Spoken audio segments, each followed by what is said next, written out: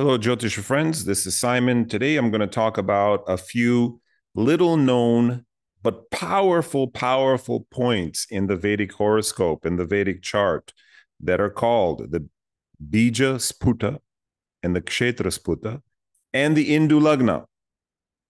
Now, if this all sounds like blah, blah, blah, blah, blah, gibberish, hang in there, because if you're an astrologer, you're going to want to know these points and how to use them, because they will accurately predict the karmic propensity for children in a person's life, whether they're a man or a woman, and the karmic propensity for wealth. Now, I will say this right in the beginning. Today, I'm not going to give you the techniques for the Indu Lagna. I'm saving that for a class. In fact, 2 classes I will be doing on this technique, because it will take that long, a few hours, to fully flesh it out. Today, I will be talking in this video about the Bija and the Kshetra Sputa, which are the points for fertility, not fertility, karmic propensity for children in a horoscope. Now, the example I have here is the chart of the beautiful and tragic Marilyn Monroe, who interestingly had multiple pregnancies, but did not deliver any children. Unfortunately, it is believed that she had endometriosis, or she had abortions, or both. And multiple pregnancies, at least 3, probably maybe more. And how do we see that in her horoscope? Well, through normal analysis, we can analyze her 5th house, her Jupiter, and so forth. But using the point called the Kshetra Sputa, we can get a powerful vindication of why this was her reality. But before I go into that, I do want to talk about the class that I'll be teaching called Indu Lagna. I have not seen a method as clear, as easy to apply as the Indu Lagna. It is a special point in the horoscope, but there is so much information on YouTube and on the web that is just absolutely incorrect, that does not do it justice, let's say, because I learned these techniques from my teacher, and he got them from wherever he got them, from his guru in turn, but the techniques aren't explicitly written out in the Shastra, so you have to get them from a teacher. And the stuff that's out there leaves a lot to be desired, and really it leaves people confused. The main reason for the confusion is that these lagnas, these different ascendants, these different points are different points in the chart. And they say, okay, once you find that, just read it like the normal chart. No, you do not read it like the normal chart. Okay, we have an ascendant. You read the chart from that ascendant. If you want, you can read the chart from the moon sign, the Chandra Lagna. Okay, fine, do that. If you want, you can read it from the Surya Lagna. Fine. But you can also read it from the Dasha Lagna, from the Karakamsha Lagna. Hello? Are you getting up? So, to the point, we have so many Lagnas that if you're going to read the chart from all of these Lagnas, it doesn't even matter what time you were born, because you can read them from basically every ascendant. And so astrology doesn't matter. It's not relevant. The point of astrology is that you have a precise birth time. Using that time, we calculate these alternate lagnas, but you use them in a very specific way. So I'm going to be teaching you the technique to find out the key, the prosperity potential, the karmic potential for prosperity in a horoscope. This class is coming up soon. I might kick back the start date a few days, but it'll all be recorded.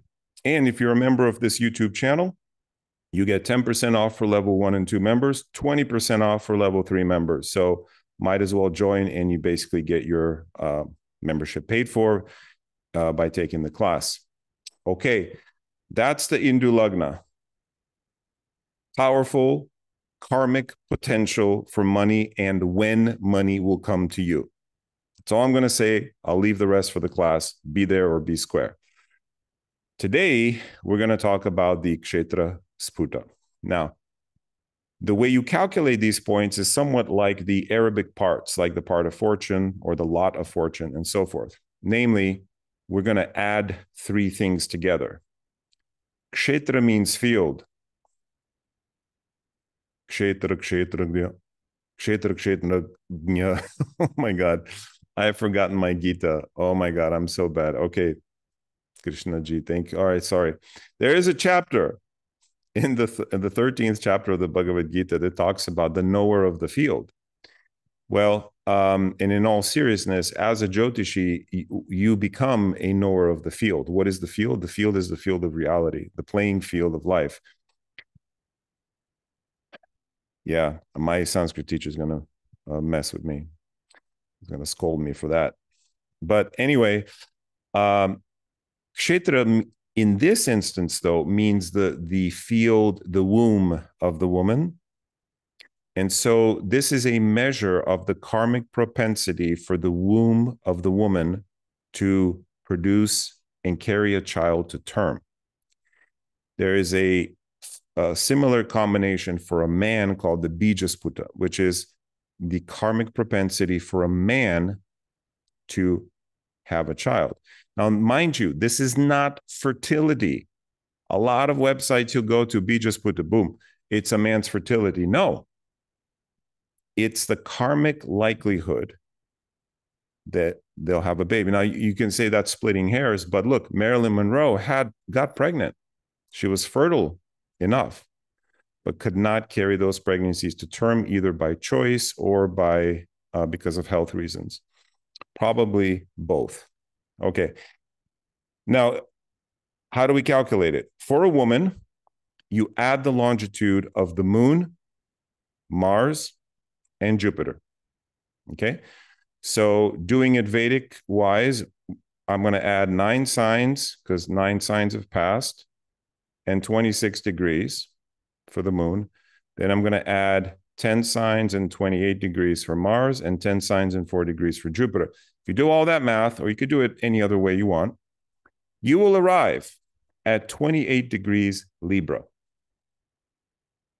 Now, here's what the rule says. It's a very simple rule, guys. Do not read the chart from this lagna. Just follow this simple rule, okay?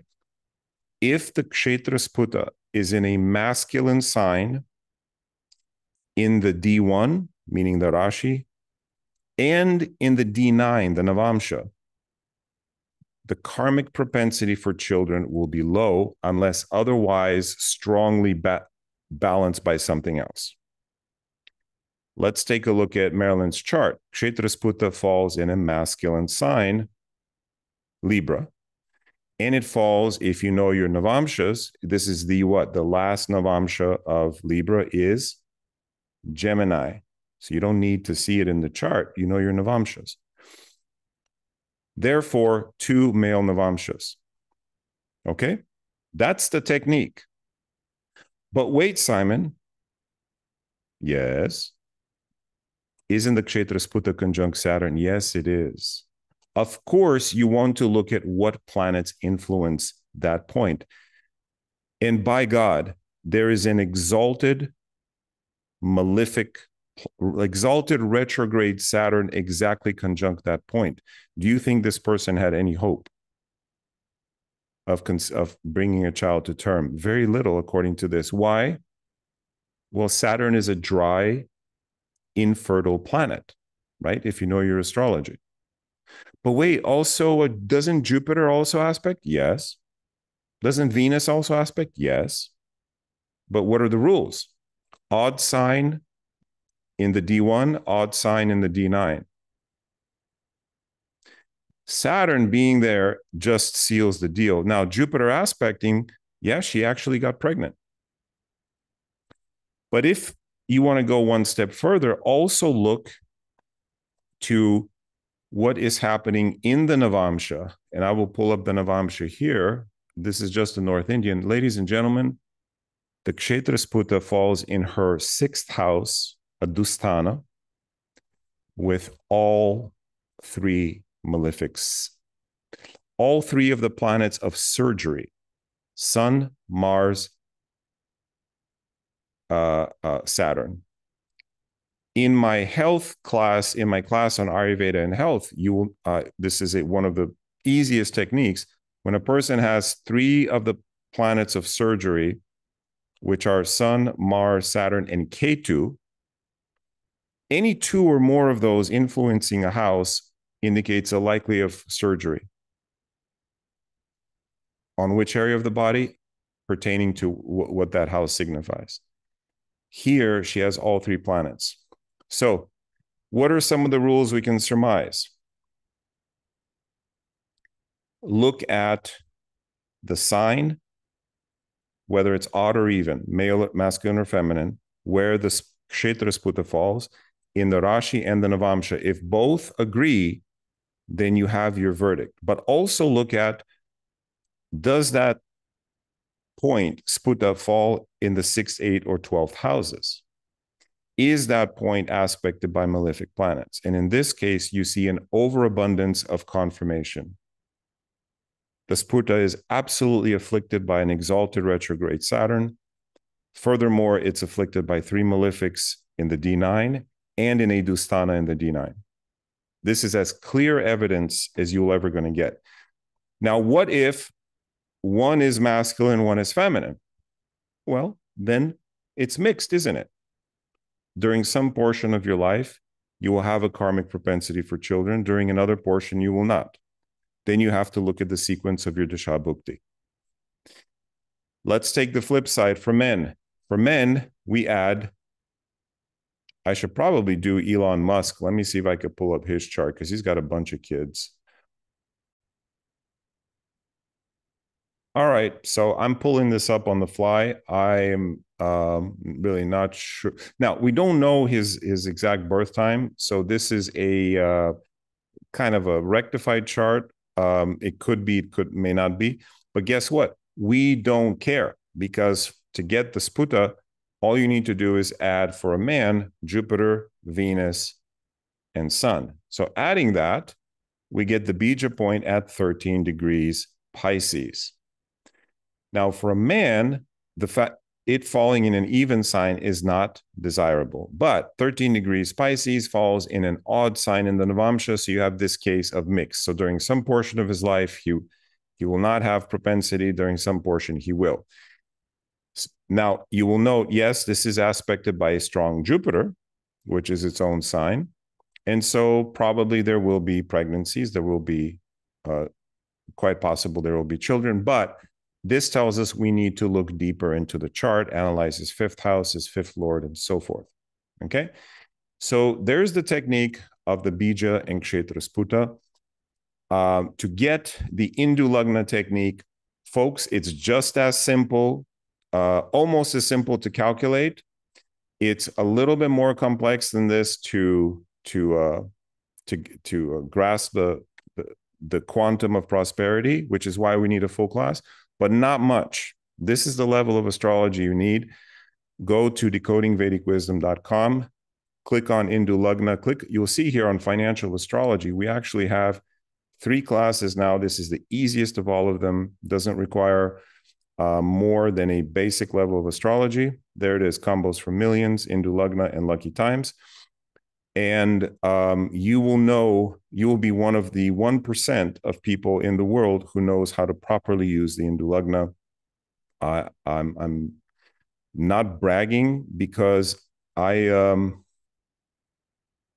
was very confused by stuff that was out there, and I checked my notes and I checked my studies that I did, and lo and behold, it was very plain and easily explained by my teacher, Hart Defoe, and I'm going to pass that on to folks in this class. So you guys will get the full download. All right, it's late for me.